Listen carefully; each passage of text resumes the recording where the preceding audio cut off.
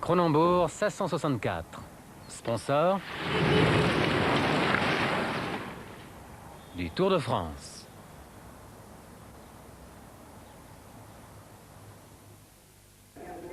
Yesterday, the Tour de France continued in the Vendée, and in the warm sunshine, it gave the race a hotly contested sprint finish in Sables d'Olonne. Fastest man in the world, Mario Cipollini, delivered the finish that eclipsed the rest of the Tour de France. But overall, Miguel Indurain keeps his lead.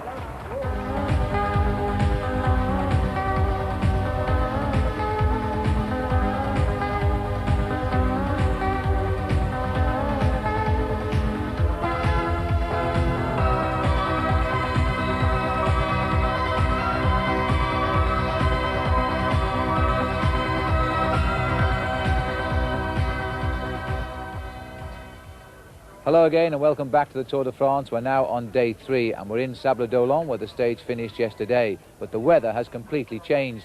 From those warm conditions we now face a potentially wet stage and certainly in a very strong wind that's blowing here off the sea. Well, the sprinters had early success in the Tour de France and Mario Cipollini really did put on the show for us. You know, the sprinters are a special breed of man. Here's Paul Sherwin to tell us more about them.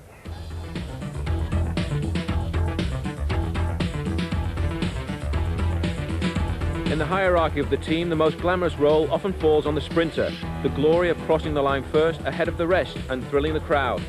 But what we tend to forget, though, is the danger zone.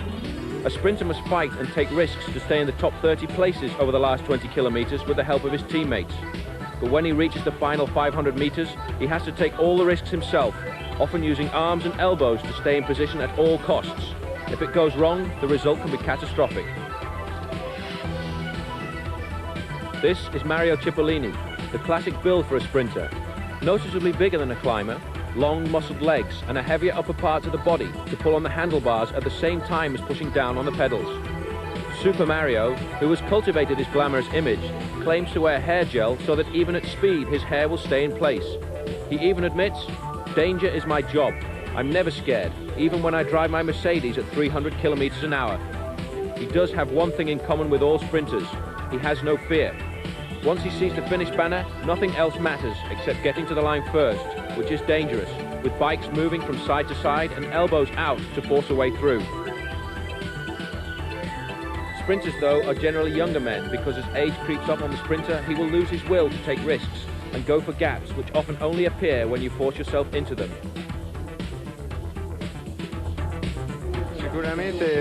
Without doubt, I had a lot of luck.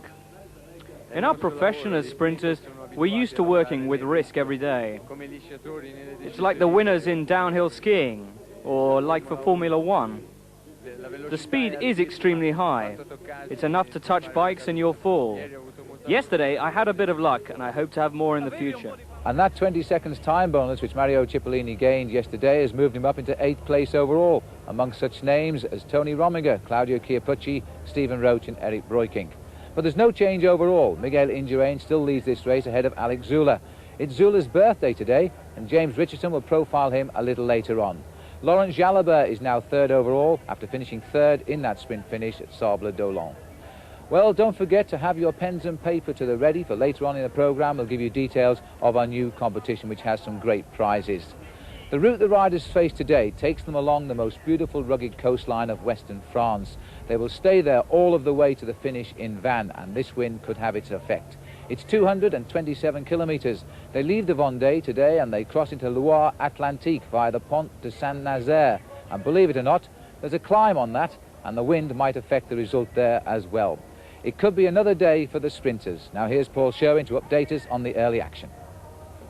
180 riders roll out of Sables d'Olonne this morning. As always, for the Tour de France, the enthusiastic crowds wave to their idols. But it's a little bit of a relaxed start for Gianni Bugno in the World Champions jersey and Super Mario Cipollini in the green after yesterday's stage victory. The weather forecast for the day, cloudy in the morning with light showers. However, the strong northeasterly wind should clear skies later in the afternoon with a high temperature of 22 degrees Celsius expected. The wind will be mainly cross-headwind for the riders and could produce a lot of crashes. 12:30, the first bonus sprint of the day came at Givron after 22 kilometres. It was a very close sprint to the line, but it went to Wilfred Nelson of the Novimai team, just ahead of Abdujaparov, and Cipollini takes third place in the green jersey. Just 5 minutes later at 12:35, first man to have problems today, number 54, Laurent Jalabert from the Once team. Involved in a crash, but with the help of his teammates, he's soon back in the pack. 2 o'clock, Giuseppe Citerio of the ZG Mobili team, already involved in a crash yesterday, he's on the ground. Today he'll be the first man to retire from this year's Tour de France. As the riders go through the feeding station at 2:40, another crash brings several riders to the ground, notably Alex Zula, number 59 of Once. Worst hurt is Abraham Alano from the class team. He'll be the second man to leave the race. At 2:45, it's the second bonus sprint of the day, and Chauve. Wilfred Nelson takes the line ahead of Mario Cipollini, but Jamaluddin Abdujaparov doesn't look too happy. Soon after that sprint, Thierry Marie and Jan Zvorada managed to slip away from the main field. At 3:15, they go over the top of the Côte de Saint-Nazaire in first and second place. They've built up a lead of 4 minutes and 50 seconds at the moment. And those two leaders are still clear as the race now comes down to its final few kilometres, but the chase is very much on, and the chase is being engineered here by the team of Mario Cipollini, and not surprisingly too, mixed in there, the team Benesto of Miguel Indurain. So we've got a case now, Paul, where a number of teams are joining forces to chase those two leaders. Well, Benesto rode quite intelligent before when the breakaway was going clear and moving up to a 6 minutes gap. They decided to organise the chase and just keep the gap as steady as possible, and now we've got the teams of the sprinters moving up there. The team of Wilfred Nelson there, the blue and yellow red jerseys of the Novimai team are also helping them. So you can see this year we have got a lot of sprinters in the race, and they want to try and keep the race together so we can have some more fantastic bunch sprints like the ones we had yesterday. Well, these are the two leaders. They're hanging on to a lead of 3 minutes and 45 seconds. With 87 kilometres to go, they had a lead of 6 minutes. So in the last 30 kilometres, they've lost the best part of 3 minutes. And Thierry Marie in this breakaway, the master of the long escape. Marie was the rider who broke away on the road to Le Havre a couple of years ago, and it was one of the longest escapes in the history of the race. And Thierry Marie there away for over 240 kilometres. It gave him the yellow jersey in the end, and that's what he's trying for today. There he is, taking a drink, because Thierry Marie, if he could win this stage by more than just a couple of seconds, he would be in yellow tonight.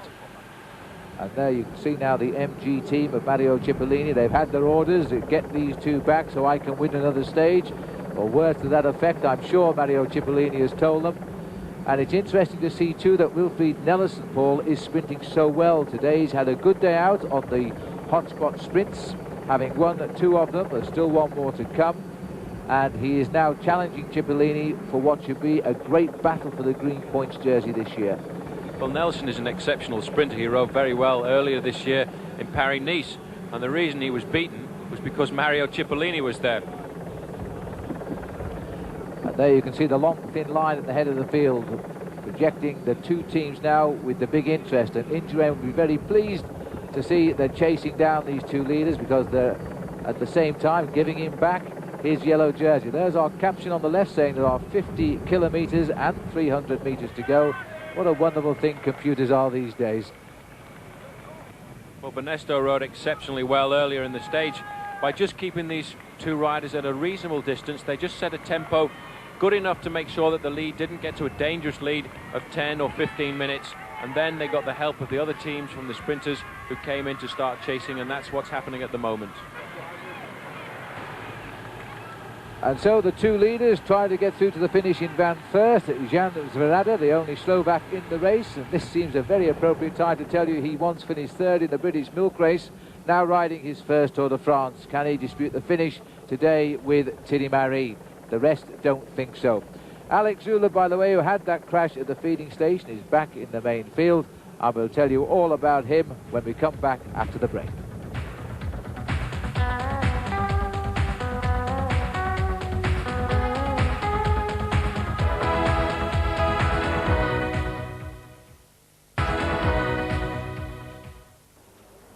welcome back. Well, the racing is well underway again, and once more Miguel Indurain is casting his large Spanish shadow over proceedings. Who can come along to stop him, and how quickly can they get here are two of the main questions on people's minds here. But observers of the Tour think they've come up with a challenger. In Switzerland's Alex Zülle, whose 25th birthday, funnily enough, it is today. Despite being well behind Tony Rominger in the Swiss Popularity Stakes and basically only the number 2 rider in his team Once, Zülle is exciting a lot of predictions here as the man who could end Indurain's reign. It's a strange position for a man who came so late to cycling. Zülle was until 17 an alpine skier, but after a disappointing season his dad bought him a bike, and at 18 Alex finally got up the enthusiasm to try cycling seriously. That's when things started to take off for him.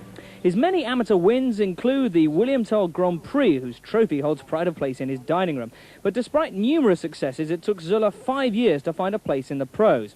So, at the late age of 23, 1992 saw his professional debut. In his first Tour de France, he came second in the opening time trial. A good ride the next day earned him the yellow jersey on his birthday, a year ago today. It was an achievement that surprised a lot of people, not least the Swiss team. A pre-tour injury, however, led to a planned retirement from the race, but he'd already made his mark. Yes, last year and this year are different kind of races. Last year I had the yellow jersey and did well in the prologue. But this year is different. I'm in good form and I hope I can ride just as well. Zülle has definitely moved things up a notch this year. He's already won the prestigious Paris-Nice race, and this spring he dropped jaws everywhere by leading a top-class field for most of La Vuelta, the Tour de Spain, until this crash, descending the mountains, let Rominger take an insurmountable lead. Zülle finally came second by just 30 seconds. Questions, though, have been asked about his abilities over the mountains, and now doubts were raised over his courage in the descents. No, I'm normally a good descender. I'm normally not scared of descents. But Rominger is a real expert at going down mountains, especially in Spain, where the roads were slippery. Alex opened up this year's Tour with another good time trial. It is his speciality after all. He repeated last year's success with a second place in the prologue behind Indurain, and after Sunday's racing he lies second, just 12 seconds behind. The big question marks, though, still hang over his abilities in the mountains. This year's Tour, after all, contains 24,000 metres of climb, the most for many years, and that'll almost certainly be to Indurain's advantage. Can Alex really challenge the Spaniard? Well, at 6'3", he's almost exactly the same height, but he's 10 kilos lighter and, most importantly, 4 years younger. So even if he can't pull off the upset this year, watch this space.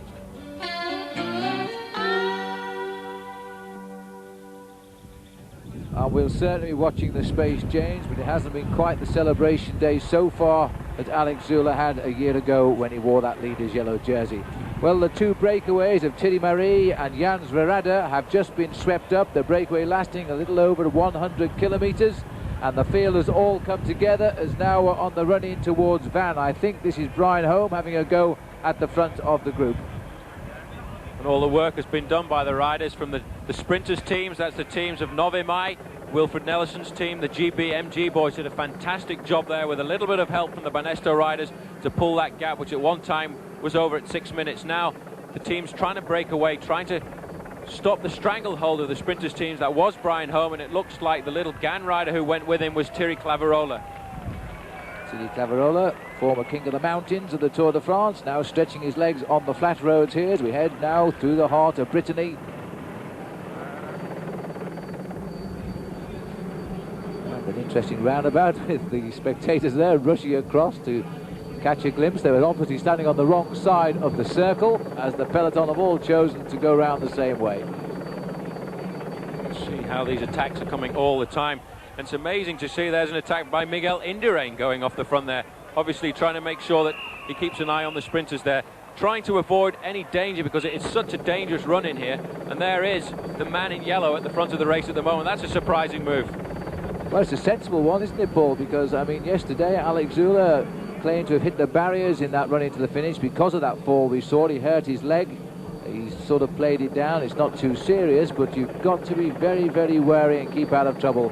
Indurain now has for company the world champion, Gianni Bugno, in that rainbow-striped jersey. Franco Ballerini taking over at the front here, and I think that may well be Rolf Sorensen with him as one of the Carrera riders. It is Sorensen. So Ballerini can't make his mind up at the moment what to do, whether to go for the lone breakaway, get a break clear with these three riders and try and win the stage himself or to slow back and wait for Mario Cipollini to come up. And the other rider here is Martin Den Bakker, I think, for the TVM team, who's come up. And little group trying to get clear. They'll go across the town of Vannes, and then they'll move slightly out of town. There's a downhill in the last kilometre, and I would expect riders to top perhaps 60 miles an hour in that last kilometre before they go uphill for what is only 300 yards. It's a very hazardous finish indeed. One of the word-perfect riders joined up there as well, and that may well be Eric van der Aarden, who's joined this group. It's Raul Alcala. Surprising to see him at the front at this stage of the game. Indeed, and Alcala looking for a win perhaps.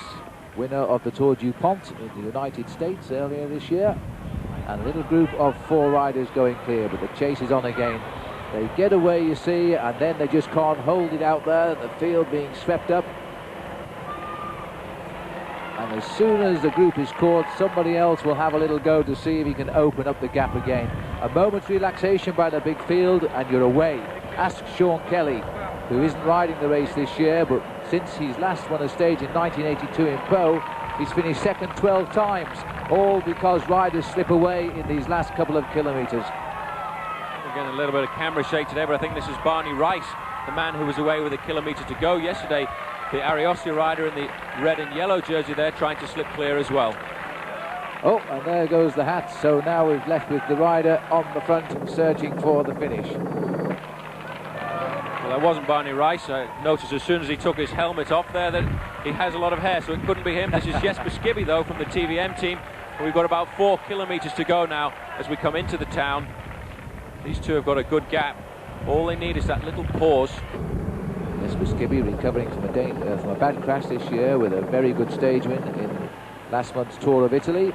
And Skibby, a Danish rider, well aware his country this year is televising no less than 70 hours of the Tour de France. And so all of the Danes in this race at some stage or other are making sure they get to the front of the big field. Inside the last 4 kilometres now, Skibby trying to go for it and he's going clear. This finale down here really is to the advantage of the attackers with all these roundabouts and little islands. Once you can get round, get to the front on your own, then you have the chance to take your own line around these corners, and it helps because every time the big peloton has to slow down a little bit and the riders at the back can't really accelerate but have to stay in position. But you can see nobody wants to give away a stage victory in the Tour de France. Skibby swept away and washed away there as the counter moves start again now, and this looks to me as though it is Lance Armstrong, the new champion of the United States, who's now trying to go away, riding his first Tour de France. We're yet to get confirmation of it, but we think he's the youngest rider in the race. He's still 21 years of age. 1 or 2 people are saying he's too young for the Tour, but he's a big, strong man, and he's really strung the field out now. Well, he came to the Tour de France. I think he was a little bit shocked by his position in the prologue time trial there. He finished 83rd on the opening day. I was surprised. He said, that isn't my real true value, so I really want to get out there and attack over the next few days. But there are a lot of big riders in here. You can see the green jersey there of Alex Zülle. Stringing them out at the front is the world champion Gianni Bugno in the rainbow stripes. Well, this is an interesting move, Paul. We've brought to the front now Gianni Bugno and Alex Zülle, the top riders on the classification overall, so I would expect to see the yellow jersey of Indurain appear not too far away. It may be they're aware of the dangerous finish, they know what happened yesterday, and they're trying to keep the hammer down just enough to stop the sprinters really getting into a big tangle again at the finish. And the field at the moment is cracking under the pressure, and there is a small climb before the finish, before that descent comes in the last kilometre. 2 kilometres to go to the finish, so now we're into what is a very dangerous stretch of road. Well, that attack really has strung out the whole field there. It may well have caught 1 or 2 of the sprinters by surprise. So we've got this small group now going clear, and they're sprinting the field. 4 chasing riders trying to get across, so watch out for the big rider. He'll be wearing the green jersey today, Mario Cipollini, because that's the sprinter. He knows if he wins the stage today, he'll become the new leader of the Tour de France because of the 20-second time bonus on the line, and he is not that far behind following his good sprinting out on the course today. Well, this is a good move by Gianni Bugno, and he's putting the pressure on all the way down to the finish line. You can see they've only got 30 or 40 metres at the moment, but there will be panic bells ringing in the main field at the moment because there's some very well-placed riders in this front group at the moment. Alex Zula, Gianni Bugno, the second and third place riders overall. And 1 kilometre to go. Very shortly they'll start the downhill sprint. Cipollini's in this leading group. Can you believe that? He's tucked away in there. And Gianni Bugno is here in the white jersey as well. But Cipollini in third place. Bugno looks over his shoulder now. Can the big sprinter go for it again? This is the stretch where the speed will pick up to around 90 kilometres an hour. It's a very, very rapid descent, hence the reason our camera motorbike is getting away from the riders today. And the wind has made that rather slow time of 5 hours 40 minutes, but now the sprint is going on the far right of the road. And I think that's Lance Armstrong who's gone again, but this is going to be a superb finish. Cipollini's trying to get in on the action, and now the sprint is opening up as Cipollini searches for the wheels in his green jersey. Dodges around the line, but Wilfred Nellison is coming through as well. And on the line, he gets it. Nellison gets the victory, and I think that will give him the yellow jersey in the Tour de France. He was only a few seconds off the lead after his riding earlier today, and that was a superb piece of riding, and Cipollini was totally outmaneuvered today. So maybe you can be the fastest man in the world, but you've got to get it right on the line. And Nellison getting the better of Jamaluddin Abdou-Japarov in that sprint, and Olaf Ludwig and Cipollini. They were the men on the prize finish today. So, 2 road race stages. The sprinters are rather enjoying this year's Tour de France. They haven't done that for a few years. Wilfred Nellison now taking the sprint after second place yesterday. He beat Jamaluddin Abdou-Japarov. You see, when he doesn't fall off, he really can sprint. Mario Cipollini, the winner yesterday, finishing in third slot, and Olaf Ludwig taking fourth.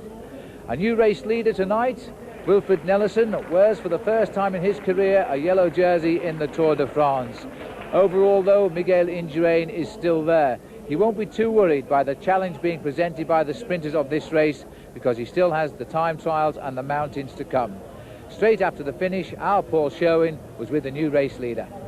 Wilfred, everyone has been saying that Mario Cipollini is the fastest man in the world, but you really put him to shame today. Yeah, he's very fast. I have not... today I'm very lucky. I was today super, I think. You must be super before him to club in the sprint, I think.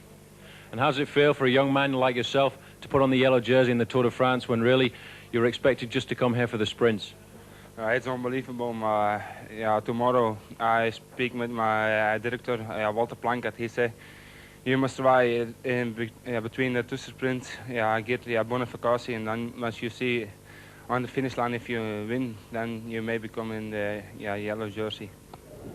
And now it's time for the pens and paper, because we're ready to give you details of our competition. The same as last year, the winner will receive the yellow jersey of the rider leading this race on Sunday, and it will be signed by him. What we'd like you to do is to name the winner of Sunday's stage of the Tour de France. When you think you know the answer, you can telephone it on this number, which is 0839 444 554, or if you wish to enter by a postcard, please, it must reach us by Friday. The address is Tour de France Competition, Fortel, 142 Lower Marsh, London, SE1 7AE, and the very best of luck. Tomorrow the sprinters could be in the action again. We stay in Brittany now, and we go onto the northern coastline to Dinard. It could be another great day out for them. But today it was really the day of Wilfred Nellison. Approaching the finishing line today, this young man took on the fastest sprinter in the world, and he beat him. From us all here in France, goodbye.